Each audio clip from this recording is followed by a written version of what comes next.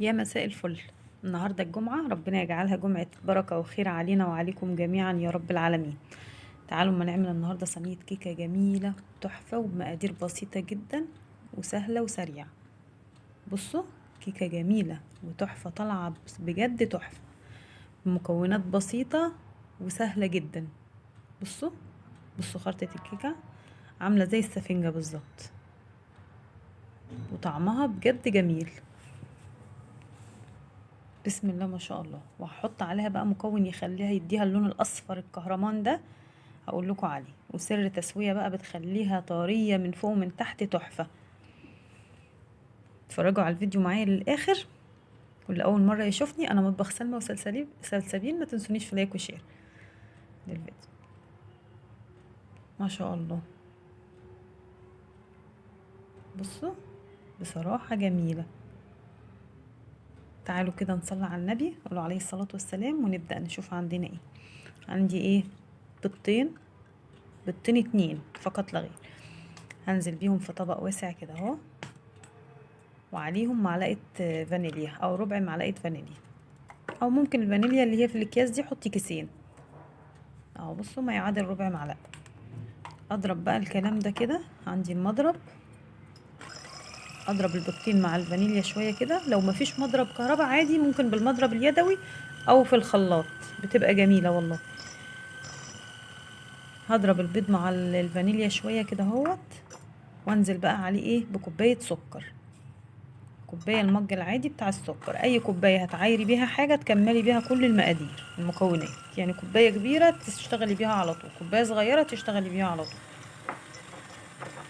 هضرب بقى البيضتين مع كوبايه السكر والفانيليا لحد ما لونهم يفتح خالص وتبقى لونها ابيض كده،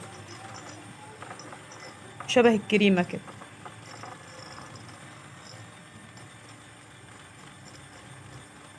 اديها شويه ضرب حلوين كده. بص لونها فتح، بقت جميله اهي، تشبه الكريمه كده. كده خلاص بقى. عندي بقى ايه؟ كوباية نص كوباية زيت. انا حاطة عليها نص معلقة سمنة، يعني هي نص كوباية. عايزاها زيت ماشي خالص ماشي، عايزاها تحطي معلقة سمنة عليها، انا بحب احط عليها ريحة سمنة كده. فهي ايه؟ نص كوباية زيت على سمنة، وكوباية كاملة لبن. اديهم تقليبة بسيطة كده عشان ما يطرطش، بس بالراحة. تمام. بقى نص كوباية زيت وكوباية لبن. تعالوا بقى كوبايتين دقيق، دقيق اللي هو بتاع الكيكة، او اللي هو الدقيق المتعدد الاغراض ده، عشان تطلع نتيجة ناجحة في الكيكة قوي. سر نجاح الكيكة يا بنات ان هي تتنخل كتير، يعني كل ما تنخلي الدقيق بتاع الكيكة مرة واتنين وتلاتة، الهواء يدخل جواه، تبقى الكيكة طالعة تحفة. هنخل الدقيق ده كوبايتين دقيق، هحط عليهم معلقة نشا، معلقة كبيرة نشا، وكيس بيكنج باودر اللي هو 16 جرام، او معلقة كبيرة من لو باودر سائل، يبقى كيس بيكنج باودر. بصوا بقى عندي ايه؟ عارفين التانج البرتقاني، الكياس التانج البرتقان دي، هحط كيس، هيخلي لونها تحفة، الشكل الجميل الرائع اللي انتوا شفتوه ده. وانخل بقى الكلام ده مع بعضه كده مرتين تلاتة. بصوا انا نخلته كام مرة كده، داخلة في 3 4 مرات اهو.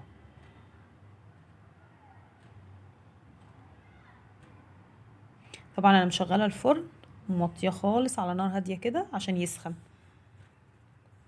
هاجي بقى انزل المضرب شغال في الخليط ده، وانزل معلقة معلقة من الدقيق، المضرب شغال، وانزل بالايد التانية بمعلقة معلقة شوية شوية كده. شوف انا نسيت احط ذرة ملح، نحط ريحة ملح حاجة بسيطة كده، ملح ابيض، يعمل معادلة كده ويخلي الحاجة ناجحة وجميلة. خلاص ننزل بقى بباقي الدقيق واديله تقليبة حلوة كده.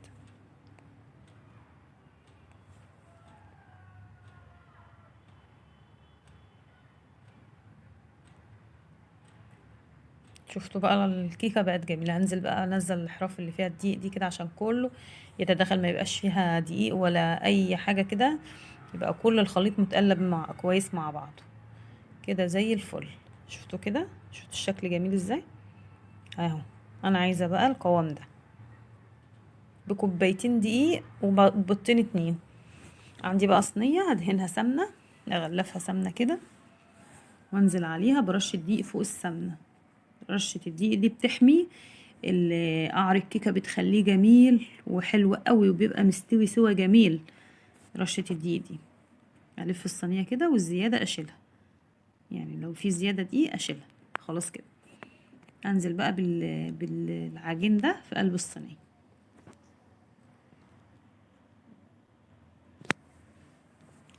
كده تمام. اهز الصينية كويس كده عشان لو فيها هوا ولا حاجة تطلع منها الفراغات. طبعا انا مشغله الفرن مع الفرن. في خطوه بقى مهمه قوي هقول لكم عليها. انا دخلت الصينيه، عندي صينيه تانية كده املاها ميه، نصها ميه، وادخلها على الرف اللي تحت خالص. دي منها الرف اللي تحت خالص والكيكه في النص. بصوا الكيكه في النص على الشبكه، ودي في الصينيه اللي فيها الميه تحت.